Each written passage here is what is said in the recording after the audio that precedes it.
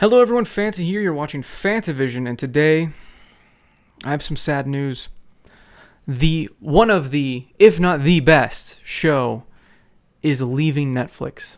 That's right. The Office is going to be leaving Netflix on January of 2021. Now I understand that this is like 2 years away, but it drives home a point that I've been making over and over and over. Because NBC is making their own streaming service, which is going to have ads, by the way. I don't like ads. I'm not going to be watching that. So they're poaching The Office. So again, Netflix is going to continue to hemorrhage different shows and things that are not their content.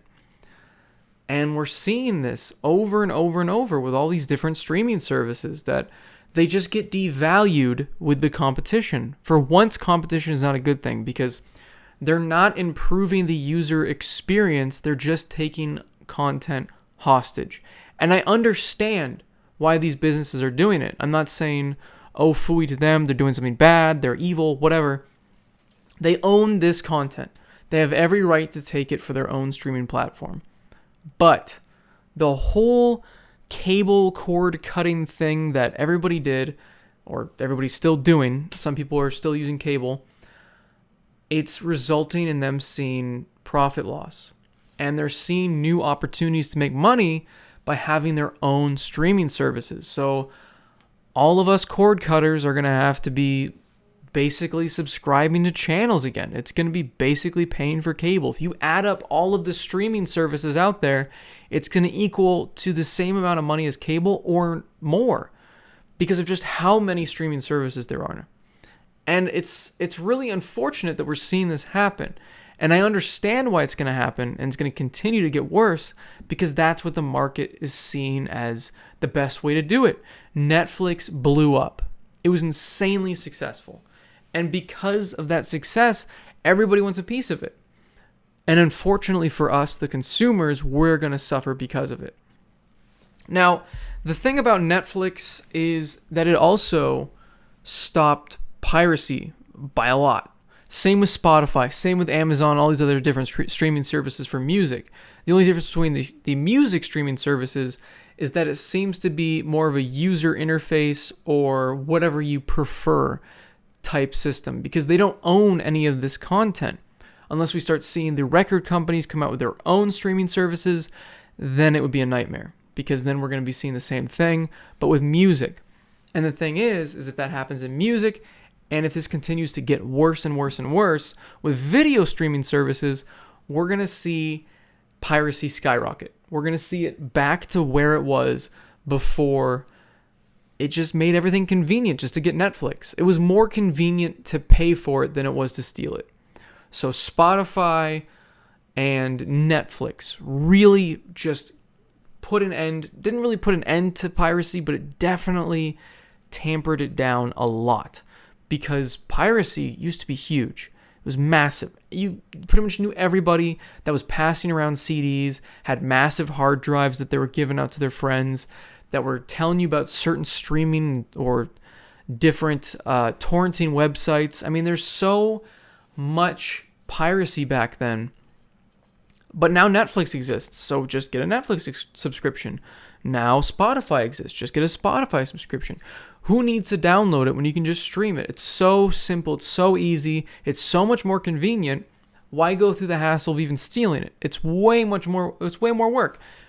But now, as we're seeing video platforms split, we're going to see piracy go up. It's just what's going to happen. And I don't see how the market's going to adapt like it did before. They're going to remain profitable for sure. The vast majority of people are still going to be subscribed to at least one of these different services or more. And it's just a shame to see something that was so amazing get ruined. And if you're wondering why I'm talking about this on this channel that's primarily video games, but I kind of delve into random stuff occasionally, is because it also is going to apply to video games. And I'm already seeing it. I'm already seeing it on the Game Pass. The Game Pass, I already see a tab that has games leaving Game Pass.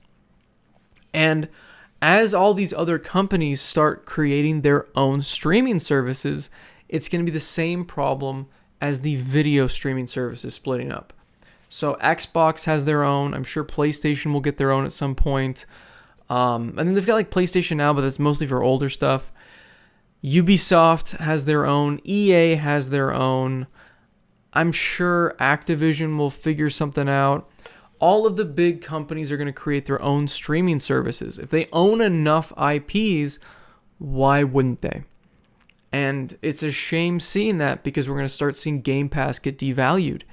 We're going to see just Game Pass really right now is going to be completely devalued, because there's going to be no incentive to use it, because it's only going to be the Microsoft exclusives. They're all going to try to buy up each other's IPs. They're all going to try to buy each other out. Microsoft does have a lot of money, so I feel like they will be able to stick around and keep a solid library, but they're definitely going to lose a lot of big titles. And when that happens, it's going to be a shame. It's going to be, again, going from, I only need Game Pass for a huge library, and this makes it a lot cheaper, to, now there's Uplay Plus. Now I got to get the EA thing.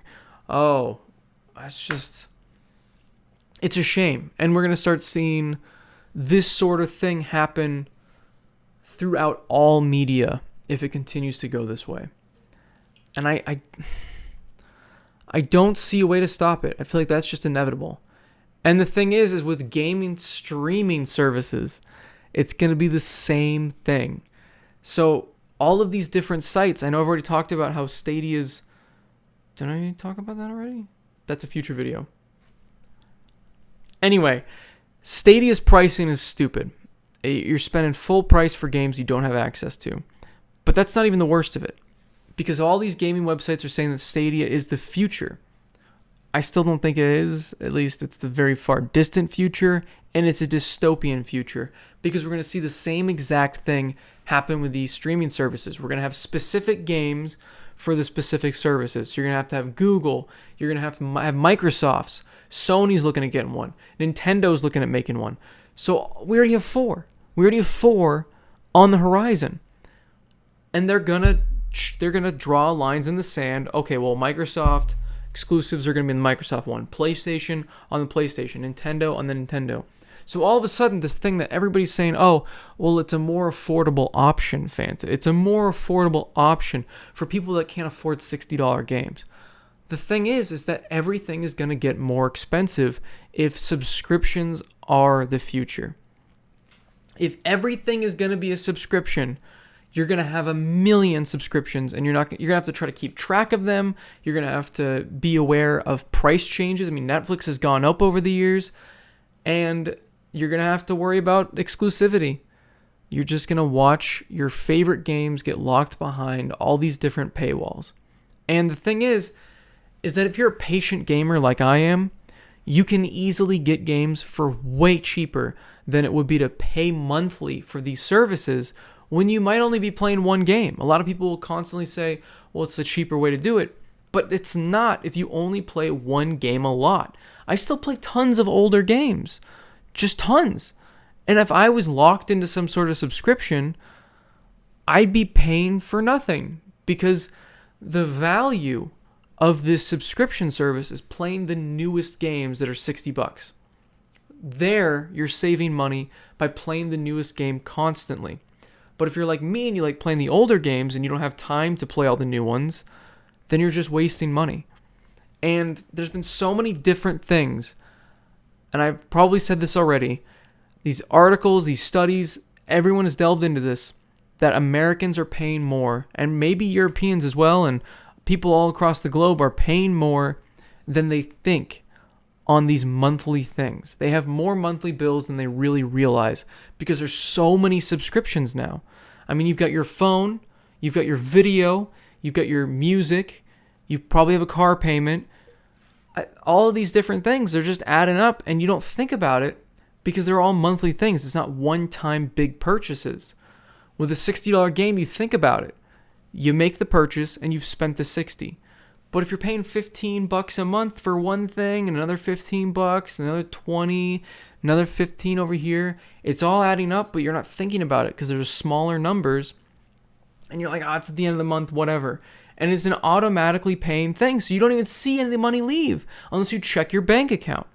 So there's all these different apps and websites that people are now using to keep track of all of their monthly payments because they don't know.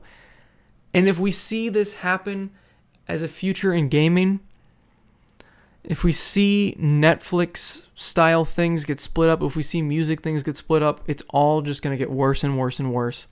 And piracy is going to blow up. Now,